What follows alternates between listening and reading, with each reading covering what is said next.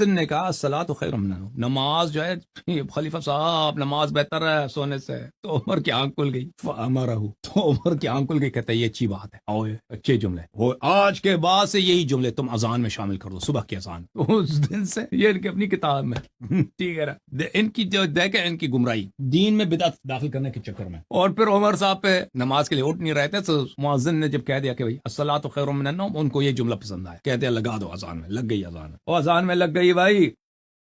یہ حسن اللہ یاری کہنے لگا کہ حضرت عمر رضی اللہ تعالیٰ عنہ نے دین اسلام میں بدعت کو جاری کیا۔ وہ بدعت کیا تھی کہ اذان کے اندر آپ نے ایک چیز کا اضافہ کر دیا فجر کی اذان میں، الصلاۃ خیر من النوم، اور فرماتے ہیں یہ دین میں بدعت جاری کرنے والے لوگ ہیں، یہ دین میں اضافہ کرنے والے لوگ ہیں، اور بات کرتا ہے کہ یہ بات اہل سنت کی کتاب میں لکھی ہے۔ تو میں کہتا ہوں حسن اللہ یاری، جس کو اپنی کتابوں کی خبر نہ ہو وہ کیا اہل سنت کی کتابوں سے باخبر ہوگا؟ جھوٹی روایتیں گڑھ دینا، یا پھر وہ روایتیں کہ جن کا تعلق محمد رسول اللہ سے ہو، زبردستی اس کو حضرت عمر رضی اللہ تعالیٰ عنہ سے جوڑ دینا اور ان کے دور خلافت میں وہ بات ثابت کر دینا۔ میں یہ سمجھتا ہوں کہ جب بندے کے پاس کچھ نہ ہو تو سوائے جہالت اور لا علمی کے اس کے پاس کچھ بچتا نہیں ہے، اور حسن اللہ یاری کا یہی عالم ہے کہ جب اس کے پاس گستاخی کرنے کے لیے کچھ نہ ہو تو یہ لا علمی دکھاتا ہے اور جہالت دکھاتا ہے، اور وہ باتیں کہ جو ثابت اور مسلم شدہ نہیں ہے وہ معاذ اللہ ثم معاذ اللہ صحابہ کے لیے ثابت کر کر ان پر تبرہ اور ان کی گستاخی کرتا ہے۔ الغرض اس نے یہ کہا کہ حضرت عمر رضی اللہ تعالیٰ عنہ نے دین میں اضافہ کیا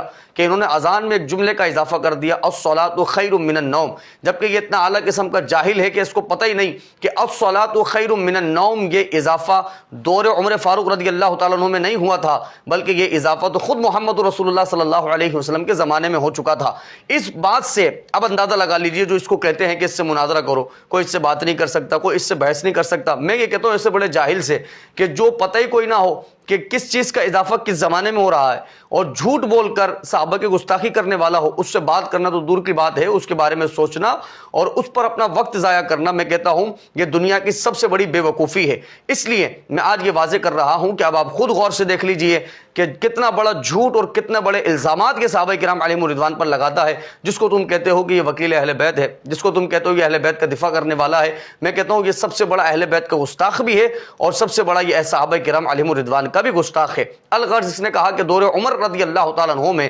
عمر فاروق کے زمانہ خلافت میں، الصلاۃ خیر من النوم، فجر کی اذان کے اندر یہ اضافہ ہوا تھا، اور یہ دین میں اضافہ ہے، حضور کے زمانے میں نہیں تھا بقول اس کے، اور یہ کہتا ہے اہل سنت کی کتابوں میں لکھا ہے۔ تو اہل سنت کی کتابوں میں اصل میں کیا لکھا ہے وہ میں آپ کے سامنے پیش کر رہا ہوں تاکہ دودھ کا دودھ اور پانی کا پانی ہو جائے، اور آج حسن اللہ یاری کا جھوٹ لوگوں میں آ جائے۔ یہ پہلا حوالہ ابن ماجہ شریف کی حدیث مبارکہ ہے، صحاح ستہ میں ایک بہت بڑا نام ہے ابن ماجہ کا۔ ابن ماجہ کی روایت یہ آپ کے سامنے موجود ہے کہ ایک دن حضرت بلال حبشی رضی اللہ تعالیٰ عنہ صبح کے وقت نبی کریم صلی اللہ علیہ وسلم کی بارگاہ میں حاضر ہوئے، تو دیکھا کہ نبی کریم آرام فرما رہے ہیں، تو اس موقع پر حضور اکرم صلی اللہ علیہ وسلم کو بیدار کرنے کے لیے حضرت بلال حبشی رضی اللہ تعالیٰ عنہ نے ایک جملہ ادا کیا۔ وہ جملہ تھا الصلاۃ خیر من النوم۔ یہ زمانہ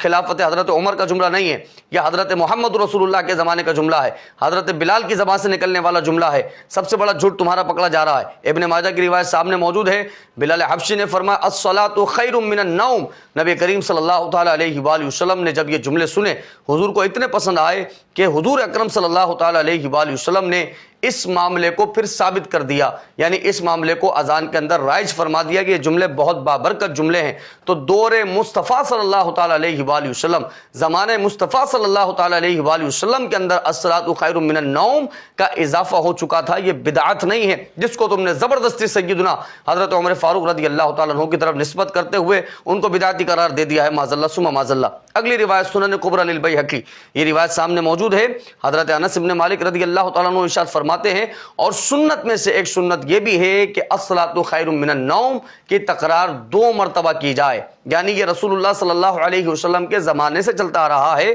اور حضور اکرم صلی اللہ علیہ وسلم نے اس عمل کو پسند فرمایا، تو آپ نے فرمایا سنت میں سے ایک سنت یہ بھی ہے کہ الصلاۃ خیر من النوم کی تکرار 2 مرتبہ کی جائے۔ اور اگلی روایت ایک اور ابن ماجہ کی ہے، وہ ابن ماجہ کی روایت کے الفاظ کچھ اس طرح سے ہیں کہ وزاد بلال فی نداء صلاۃ الغداۃ فاقرھا، ایک دن حضرت بلال حبشی رضی اللہ تعالیٰ عنہ نے الصلاۃ خیر من النوم کے الفاظ صبح کی اذان کے اندر زائد کر دیے تو فاقر رہا، رسول اللہ صلی اللہ علیہ وسلم نے اس کو تسلیم بھی کیا، حضور نے اس کو پسند بھی فرمایا، اور پھر اس کو آنے والے وقتوں کے لیے بھی رسول اللہ نے نافذ فرما دیا۔ فاقر رہا، حضور نے فرمایا یہ بہت اچھے الفاظ ہیں، اس کو دہرایا جائے تو سمجھ آیا کہ الصلاۃ خیر من النوم یہ کوئی دین میں بدعت نہیں ہے جو حضرت عمر فاروق رضی اللہ تعالیٰ عنہ نے پیدا کی ہے، یہ تمہارا جھوٹ تھا صحابی رسول کو بدنام کرنے میں، خلیفہ ثانی کو بدنام کرنے میں، بحمد تعالیٰ پہلے بھی تمہارے جھوٹ پکڑے گئے اور اب بھی تمہارے جھوٹ پکڑے جا رہے ہیں، اور جو سننے والے سمجھدار ہیں وہ سمجھ رہے ہیں کہ تم کس طرح سے جھوٹ گڑ کر اور غلط نسبتیں کر کر معاذ اللہ اصحاب رسول کے گستاخ بنتے ہو اور ان پر تبرہ اور ان کو گالیاں دیتے ہو معاذ اللہ ثم معاذ اللہ۔ تو آپ کے علم کے لیے میں بتاتا چلوں کہ الصلاۃ خیر من النوم یہ حضرت عمر فاروق رضی اللہ تعالیٰ عنہ کے زمانے کے اندر رائج نہیں ہوا، یہ تو بلال حبشی نے حضور کے سامنے جملے ادا کیے تھے جس کو رسول اللہ نے پسند بھی فرمایا بحمد تعالیٰ۔